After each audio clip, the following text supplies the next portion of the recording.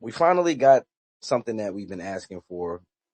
A couple weeks ago, they laid out the plan for Brock Lesnar's WrestleMania opponent, and the plan was an open challenge. Said over the next 4 or 5 weeks, we'll see who's brave enough to step up to Brock Lesnar, the Beast incarnate.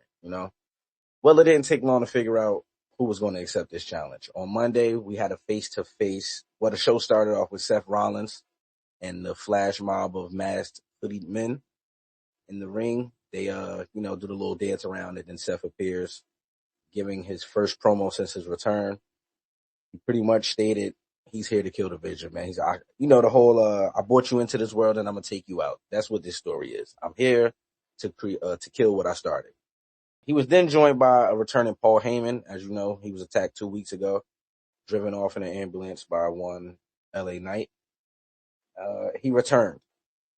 Again, I'll talk about his dedication to his character. Because he was beat up 2 weeks ago, he came back with a black eye, scratches, looking out of, eyes red. He's just looking really beat up, real dedicated to the role. So I want to give Mr. Heyman his credit there. Like, nobody does it better. I'll give him that credit. He comes out and pretty much gets right to it. Seth, you came back, you put your hands on me, sent me to the hospital, and, since you've been going, I got this new thing, FAFO. For anybody that doesn't know, fuck around and find out, So he says FAFO, FAFO, FAF5. And of course, Brock Lesnar's music hits. He makes his way to the ring. He's confronted by all 500 of these masked men, by the way, and completely destroys the field. One brother, which I'm sure, Brother Soda will speak about in a little bit. One brother may have medical bills. I'm not gonna lie. He may have upcoming medical bills because it's just no way he survived what happened to him at ringside. But we'll talk about that in a little bit. So we get to the ring. Brock Lesnar is finally in the ring alone with Seth Rollins, having a stare down. Arena goes dark.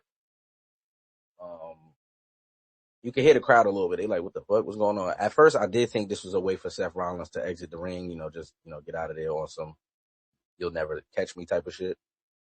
But nah, man, they did something we've been asking for. They got right to it. The ruler Oba Femi's music hits. I will say, even what they did with his entrance for this, powerful. I'm not gonna lie, the whole pause before we get to the actual song, powerful, my nigga. It made the nigga, like, when he walk out into the spotlight, made it much more powerful. I'm not gonna lie. They need to keep doing that with his entrance. But Oba Femi appears, he walks out, and pretty much he accepts Brock Lesnar's open challenge to be his opponent at WrestleMania. He powerbombs Brock Lesnar, hit him with the fall from grace, steps on his chest, and points at the WrestleMania sign. So it is official, man. Oba Femi, the ruler, versus Brock Lesnar, the beast. WrestleMania 42. Take my money, man. Either one of you brothers could talk to me. Give me your initial thoughts on this moment and what you think we get at WrestleMania 42. Great segment, man. Paul Heyman is, he the GOAT, man. One of the best method actors. He always sets the stage. He always sells the fight. I think it'd be really great because I thought we were going to get Brock and Rollins, and then Oba came out. But I think that's why I hope Breaker could come back, because I feel like all this just kind of intertwines, and I feel like that matchup and this Brock and Oba, I feel like it'll be like, okay, WrestleMania is lit. You know what I mean? I wouldn't even really care about much more of the undercard if somehow the wrestling gods can bring Breaker back in time for WrestleMania, and we get, we can just complete this chapter, we can complete this story, because hey, they took a big swing with the Vision. You know what I mean? It all accumulated to this. A lot of guys got hurt, and it hurt the card. You know what I mean? A lot of guys got hurt. You know what I mean? It changed the card around. So if that happens, I feel like that'll get the card even more on track with, Brock and Oba, being another hitter. that the fans all wanted. You know what I mean? That could really, it would be hard to mess up WrestleMania if, we get Breaker and Rollins too. Um, but yeah, here the masked men, they actually played a great role in setting the stage and making, Brock appear as the monster he is, because he's going to destroy everything in front of him. I mean, I'm glad I never tried to be a wrestler, because there's no way I would be getting thrown around like this. And I mean, that's insane.